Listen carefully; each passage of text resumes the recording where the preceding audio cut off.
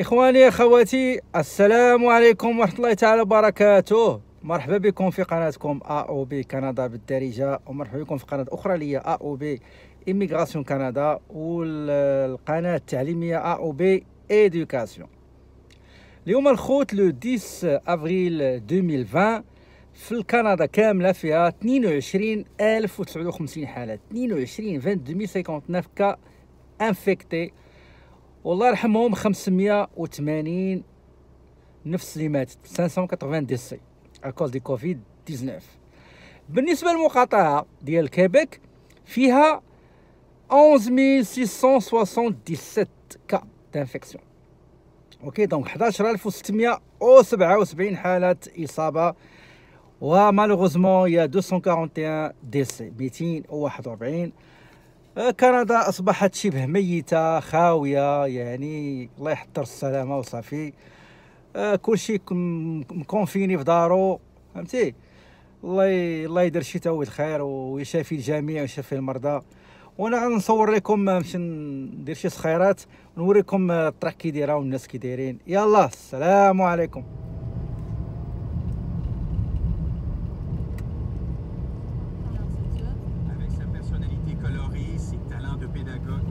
Le nombre d'élèves qui l'écoutent ne cesse d'augmenter. Mercredi, ils étaient environ 10 000 à la suivre en direct. Madeleine Domaschio travaille avec Marie-Ève. Elle s'occupe des réseaux sociaux. On a des gens de partout qui nous écoutent, de la Nouvelle-Écosse, du Nouveau-Brunswick, beaucoup au Québec aussi. Puis les parents se sont tellement aidés, se sont appuyés. Depuis une semaine et demie, Marie-Ève a reçu 4000 courriels et ses capsules vidéo ont été vues 265 000 fois. Fait que je peux dire que je suis comme leur nouvelle prof, temporaire, remplaçante pour l'instant. Les classes virtuelles de Marie-Ève doivent se poursuivre pour encore au moins 3 semaines. Ici Jean-Philippe Robillard, Radio-Canada, Montréal. Ouais, sympathique quand même. Nathalie, merci. Bonne soirée à vous. Merci Annie, bonne fin de semaine. Au revoir. Météo maintenant, Louise-Édith. On a eu une journée plutôt grise aujourd'hui. Là, ça s'améliore en cette fin d'après-midi. On peut profiter donc de quelques percées de soleil avant qu'il se couche, bien sûr, au cours des prochaines heures. On aura aussi un ciel partiellement nuageux ou généralement nuageux par la suite pour la nuit prochaine, avec des probabilités d'alerte de neige seulement pour les secteurs des Laurentides. On a un petit 40% en fait qui perdure pour la soirée, mais aussi du côté de l'Estrie, où là, on prévoit un 2 cm de neige supplémentaire au cours de la nuit prochaine. Pour demain, le soleil sera plus présent, en alternance avec les nuages. Cependant, les températures vont rester plutôt fraîches. Là, présentement, on a des températures entre 2 et 6 degrés pour l'ensemble du sud-ouest du Québec. Et là, demain, ce sera entre 1 et 4 degrés. Donc, pas beaucoup de différence pour ce qui est du mercure comparativement à aujourd'hui. On aura toujours de la neige, d'ailleurs, prévu pour l'Estrie, un autre 2 cm supplémentaire. Pour dimanche, là, ça s'améliore. On va gagner quelques degrés. Les maximums qui seront entre 8 et 12 degrés, sous une alternance de soleil et nuages. Encore une fois, pour la journée de Pâques, on aura possiblement un petit peu plus de nuages pour les secteurs de l'Outaouais ainsi que les Laurentides. De dimanche, on parle de 60% également de probabilité d'averse de pluie ou de neige. Pour lundi, là, tout le monde en aura. C'est de la pluie, retour de la pluie et du vent, mais aussi des températures plus douces. Merci, Louise-Édith. Hier, quand on faisait l'entrevue avec Pierre Fortin, où il décortiquait, l'économiste avec nous, les nouvelles données sur le chômage, les données qui concernent les femmes nous ont frappé en plein visage. Donc, au Québec, par exemple, le taux de chômage des femmes est presque de 10%, celui des hommes est d'un peu plus de 6%. Donc, 10 versus 6, elles ont perdu leur emploi encore plus en masse. On va en parler avec Françoise David. On avait envie de réfléchir un peu, de faire le point avec elle de toute façon. Alors, cette actualité-là a fait que... on s'est dit, ben oui, raison de plus de l'appeler aujourd'hui. Elle est chez elle, Françoise David, bonjour, merci d'être avec nous. Bonjour. Qu'est-ce que vous comprenez de ces données sur le chômage puis le travail des femmes? Pourquoi les emplois des femmes ont-ils été plus nombreux à tomber que les autres? Probablement parce que si j'ai bien compris les statistiques, la majorité des emplois perdus ont été perdus dans des domaines comme l'hébergement, la restauration et le commerce de détail, là où les femmes sont extrêmement présentes et où elles ont très souvent des bas salaires d'ailleurs. Tout ça s'est fermé. Des proches de résidents craignent que cette mesure n'arrive trop tard. Effectivement, Jean-Sébastien, parce que vous savez, afin de libérer des lits dans les hôpitaux, des centaines de personnes ont été transférées plus rapidement vers les CHSLD ou vers des foyers pour aînés. C'est ce qui s'est passé avec l'épouse de Jean-Pierre Gariepi, Louise Bourgeois. Elle a subi un deuxième anévrisme cérébral en février qui lui a laissé d'importantes séquelles. Elle a été transférée le 28 mars au CHSLD Sainte-Dorothée, qui est celui avec le plus de décès liés au coronavirus dans la province. Mais à ce moment-là, la liste des établissements aux prises avec la COVID-19 n'avait pas encore été rendue publique. Et selon Jean-Pierre Gariepi, en fait, on lui avait assuré que sa femme serait placée en isolement pendant 2 semaines.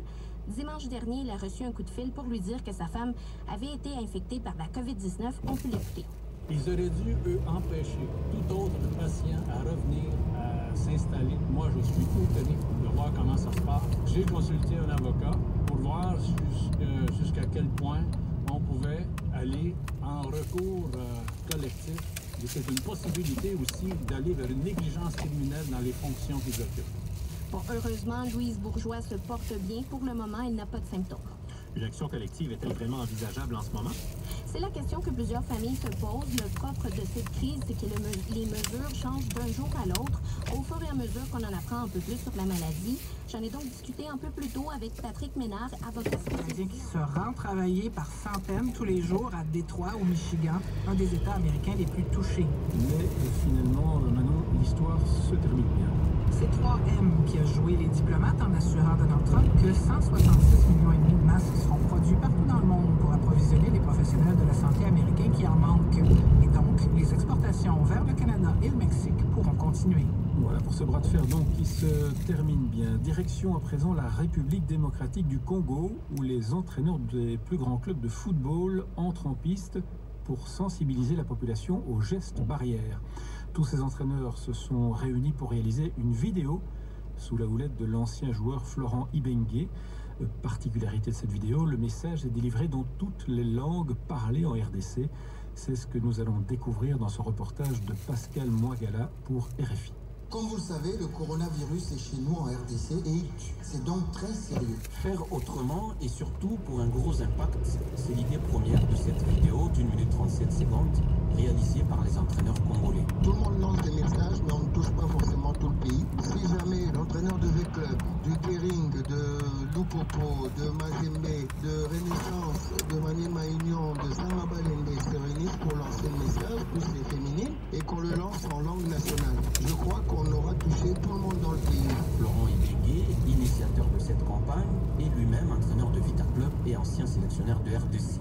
4 langues nationales, le Swahili, le Kiluba, le Kikongo et le Lingala, outre le français et l'anglais, sont utilisés par les techniciens congolais du football pour sensibiliser au maximum la population à observer les mesures barrières du coronavirus. Si vous avez des malaises, il faut examiner d'urgence.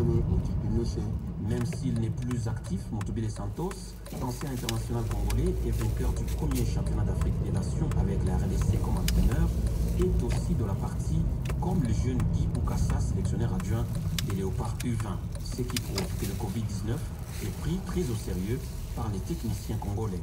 On va terminer en Belgique avec En anglais, The Least Expected. Qu'est-ce que c'est, Nicker? Une série sur le cyclisme, c'est en espagnol, ça m'a permis de pratiquer ma 4e langue, voilà. Et mais c'est une série qui s'incruste en fait dans la vie de cette équipe durant la saison 2019, donc à une autre époque. Ben oui, alors qu'on sait que plusieurs compétitions ont été annulées, est-ce que le Tour de France a été annulé? Pas encore, mais probablement que ça va être annulé. Oui, on a parlé, le ministre des Sports français. Avec ça, d'ailleurs, le mot santé publique va revenir souvent dans les autres éléments qu'on va aborder ce soir. Mais à partir du moment où sur des bases qui, d'ailleurs, ont guidé les décisions du gouvernement depuis le tout début, et qui font, je pense, pas mal ou pas loin, sauf dans le cas des CHSLD, là, pas mal l'unanimité, ça donne des résultats. Alors si ces mêmes gens-là, avec leur gros bon sens puis leurs études scientifiques, nous disent on est en mesure de rouvrir les écoles, on est en mesure de recommencer tranquillement à participer à certaines activités, éventuellement un peu plus de construction, bon, ben, c'est un plan intéressant qu'on commence à en parler, c'est bien correct. Peut-être que c'est étonnant d'en entendre parler dans un contexte où on répondait à une question, ça nous a surpris, je pense, pas mal de monde, mais donc c'est intéressant. Il y ceux qui ont applaudi la nouvelle, je pense, commencent à s'habituer au confinement. Mais ça, c'est une autre histoire. Et l'autre sujet qui concerne ça, c'est l'annulation des festivals, des événements culturels, sportifs. Festival d'été de Québec, on l'a appris hier. Puis là, bon, les événements qui devaient avoir lieu à Montréal. La Coupe Rogers, probablement aussi, selon toute vraisemblance, ça aussi, ça va être annulé pour cette année. Et là, il y a eu un texte, évidemment, en fin de journée tout à l'heure. Nous autres, on a eu des informations là-dessus. La presse, Alexandre Pratt en parlait avec Patrick Lagacé tout à l'heure, à l'effet que le gouvernement, c'est parce que c'était pas clair. Nathalie Roy, la ministre, répondait aux questions, mais n'avait pas de précision sur qu'en est-il des événements sportifs. Est-ce que les événements sportifs pourront avoir lieu pareil? Et là, le titre que la presse et le texte d'Alexandre disait que Québec recule par rapport à l'annulation, l'interdiction d'événements sportifs jusqu'au 31 août. Il faut faire attention quand même parce que on recule, mais je dirais plus qu'autrement dit, on ne les annule pas tout de suite. Je ne sais pas à quel point, je ne vais pas jouer sur les mots, là, mais encore une fois, je vais m'en référer aux dirigeants de la santé publique, à M. Arruda et son équipe, la ministre de la Santé, le premier ministre